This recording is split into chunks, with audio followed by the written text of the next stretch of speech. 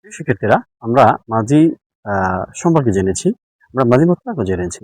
মাঝি করিব নিয়ে আজকে আলোচনা করব। মাঝি করিব হলো যেটা নিকটবর্তী অতীতকাল বোঝায়, সেটা কি? সেটা হলো মাঝি করিব।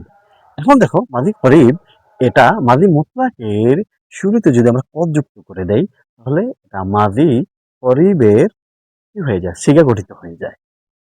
যেমন এটা উদাহরণ হলো কদ নাসারা, সে একজন পুরুষ এইমাত্র সাহায্য করেছে। এখন এটা আবার দুই প্রকার। এটা কি? ইসবাত এবং নাফি। ইসবাত মানে হ্যাঁ বাচক, নাফি মানে কি? না বাচক। আবার এটাকে আবার আমরা মারুফ এবং মাজুল হিসাবেও আরো দুই প্রকার বের করতে পারি।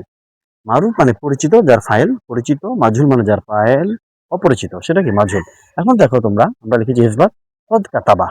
কদ কাতাবা হ্যাঁ বাচক, এবং নাফি কদ মা কাতাবা। এটা হলো কি? এটা নাফি, এটা না বাচক। তাহলে এই যে এটার মধ্যে আমরা কি, এটাকে আমরা মারুফ বলতে পারি। কিভাবে আমরা মারুফ বলতে পারি? কারণ এটা ফাইল সম্পর্কে আমরা জানি। কিন্তু কদ কুতিবা, কদমা কুতিবা, এই যে দুইটা সিগা, এগুলো কি? এগুলো হলো মাজহুল। এগুলো ফাইল সম্পর্কে আমরা জানি না, এই জন্য এগুলো হলো মাজহুল, এটা হলো মারুফ। তবে আমাদেরকে এটা মনে রাখতে হবে, মাজির এই সিগাগুলো এগুলো কি? দুই ভাগে বিভক্ত, একটা হলো হ্যাঁ বাচক আর একটা না বাচক। তাহলে কদ কাতাবা, সে একজন পুরুষ এই মাত্র লিখতো।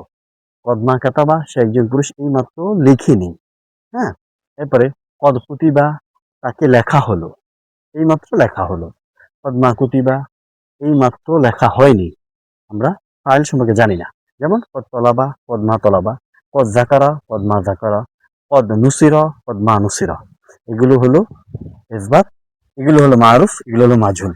উপরের এগুলো হলো ইসবাত, নিচের গুলো হলো নাফি। আশা করি তোমরা বুঝতে পেরেছো।